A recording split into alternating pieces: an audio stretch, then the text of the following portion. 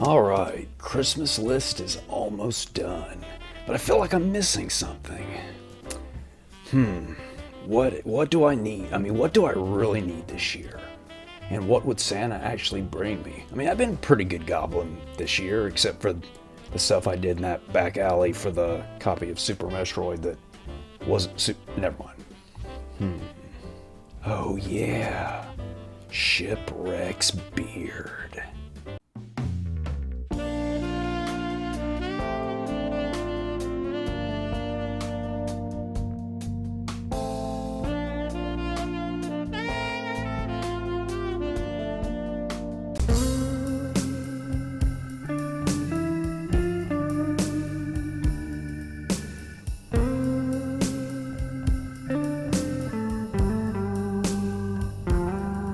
Well, howdy party people and space cadets, and welcome to the Galactic Happy...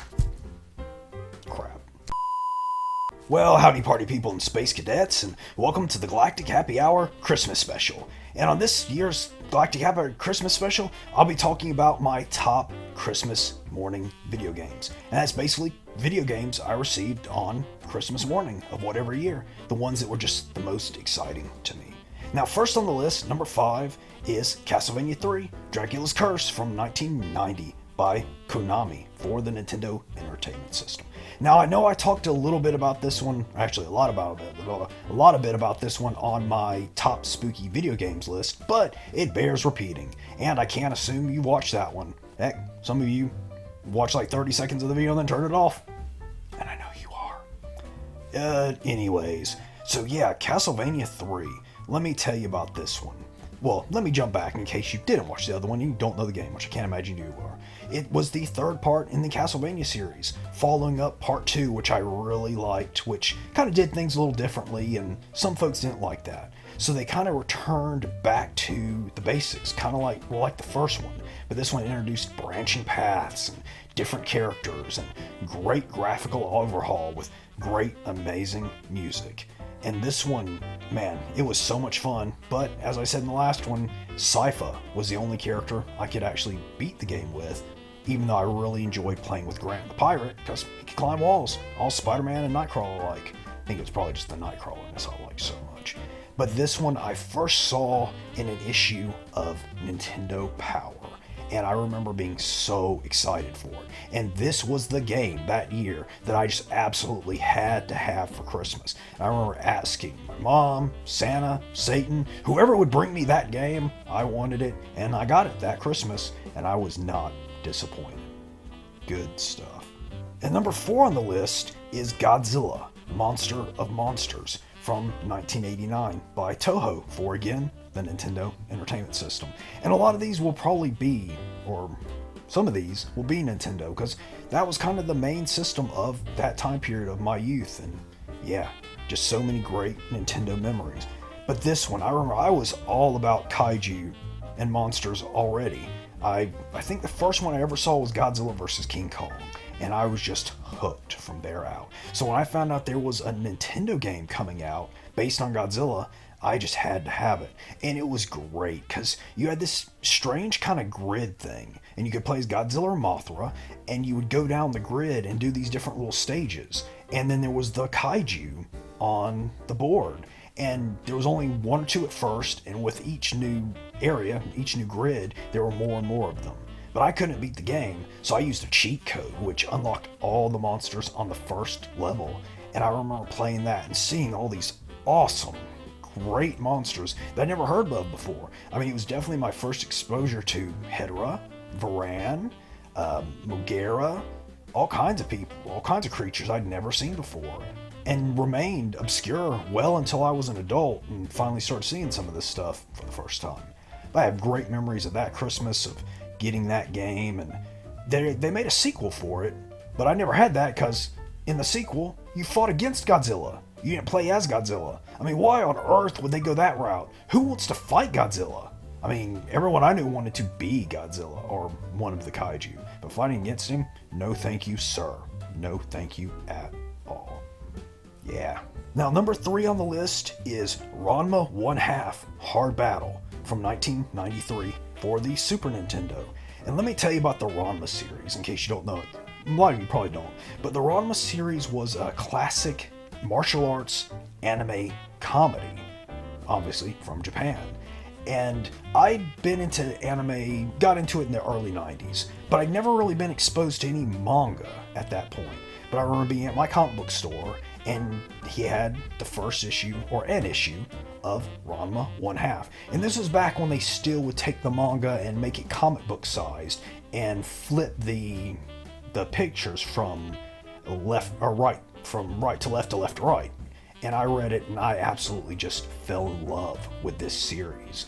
I mean, it was just a funny martial arts comedy, basically about a young man and his dad. They go to this training spring in China, and it's full of all these little springs. And I don't know why anyone would go there, but he fell into a spring of a little girl. Very sad story of a little girl who drowned. And so now, whenever Ranma gets splashed with cold water, he turns into a girl. And his dad, whenever he gets splashed with cold water, turns into a panda. And hijinks will ensue. And that was just kind of the premise of the series. But anyway, that's a long way to get to it. So that Christmas, I got the game, Ranma 1/2 Hard Battle. And it was a fighting game, and you basically played these quirky, wacky characters, and you fought against other quirky, wacky characters. And cool thing about it was, once you beat it, you unlocked a boss character, and you could go through and play as him, and he had a different final boss. Yeah, good times, fun game, and some great voice. Gideon shoots and ha! Anyone who's played the game knows exactly what I'm talking about there. Yeah, Ranma 1/2, good times. And on that, we should probably take a commercial break.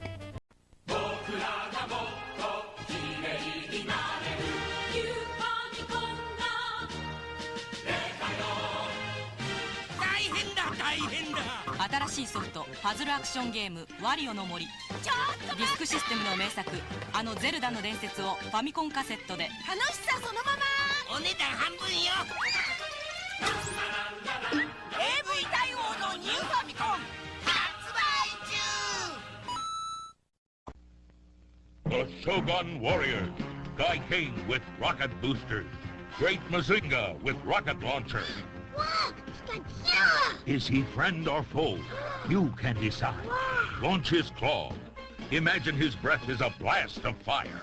What's warning? The large Shogun Warriors and Godzilla. They're ready to strike when you are. The Shogun Warriors, Great Mazinga, Guy King, and Godzilla, each sold separately. Accessories not for use with smaller Shogun Warriors from Mattel.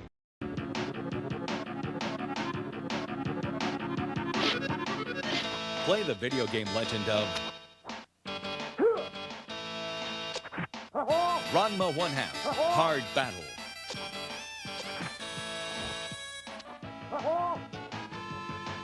"12 martial arts legends, 12 megs of power.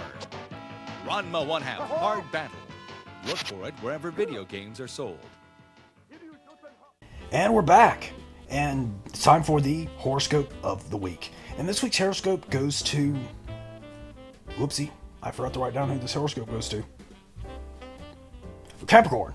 This week's horoscope goes to Capricorn. You will fall in a cursed spring. Very sad story. And anytime you get splashed with cold water, you will turn into Daryl Oates from Hall & Oates. Now, number 2 on the list is Power Rangers for the Genesis, aka Mega Drive, from 1994 by Banpresto. Now, let me tell you, I was a Power Rangers nut. Even though I was a little older than most of the kids, I think I was in the 9th grade when Power Rangers hit. But, I mean, giant monsters, martial arts action. I'd never seen Ultraman or anything like that at this point. So yeah, it just hit a bunch of boxes for me, and I went crazy for Power Rangers. And this was a unique game because it was kind of a fighting game, but still had stages and stuff, because you start out as a ranger fighting a monster. Then when you defeat the monster, it would grow, and you would go into your Megazord, and then you would fight it again. And I thought that was really cool, and I just loved the heck out of fighting games at that point, Street Fighter II Mania and all that kind of stuff there. Now, why did I get it on Genesis, you may ask? You probably didn't. But because at that point, I was almost strictly Super Nintendo. I'd kind of given up the Genesis. I did have a Genesis though. I was actually an early purchaser of the Genesis, and I was all gung-ho about the Genesis until the Super Nintendo came out and Genesis started getting into sports games. And I still to this day, sports games, yuck. But anyways, so why did I get the Genesis version and not the Super Nintendo version? Well, let me tell you. 2 words, 3 words, the Green Ranger. That's right, in the Super Nintendo one, you couldn't play as the Green Ranger. But in the Genesis one, when you defeated him, you could unlock him and play the Green Ranger. And as nutsy, kooky bananas as I went for Power Rangers, I went even more so for the Green Ranger. Man, I love that character. And number 1 on the list, and that is one of the best games of all time, and that is Final Fantasy Part 3/Part 6 from 1994 by Squaresoft for the Super Nintendo. And I'd played some role-playing games before. I know I had the first Dragon Quest, or Dragon Warrior, and I had the first Final Fantasy. But Final Fantasy III, that was, which actually Part 6 in Japan, they called it 3 over here for whatever reason. Wow, I mean, that totally blew my mind. It just changed my view of what a video game could be. And we had this video game with a great story that you were just engrossed in, and you sang in an opera, and it was just so much fun. I just never played anything like it before. I remember the first time I saw it, I was in high school. I went to this weird little small private school, high school, and there was this girl in one of the other classes who had gotten it when it first came out, and she was sitting there reading the instruction manual in class. And I looked at it and I was like, what is this? Because even though her instruction manual was big and had the first part of the guide in it, and she let me look through it, and I remember it's like, wow, I have to have this. And I asked for it for Christmas from Santa or my mom or Satan or somebody, all three, same one, whatever. And wow, I got it that year, and I absolutely loved it. I remember rushing right out with a little bit of Christmas money I'd gotten and getting the guide. And friends would actually come over just to watch me play it. We were all just so enamored and amazed with how not only good this game looked, just all the interesting things you could do, all the story. Again, you just had to have been around to understand how amazing and revolutionary this game really was. I mean, I guess Part 2, the American release of Final Fantasy II, kind of led into that, but I didn't have it. I didn't get that one or play that one until much, much later. But yeah, this is definitely one of my fondest Christmas memories, and one of the best games I ever got for Christmas, and good stuff. And that's all the time we have for this year. Please like, comment, subscribe, and have a merry, merry marshmallow pants filled Christmas. Yeehaw!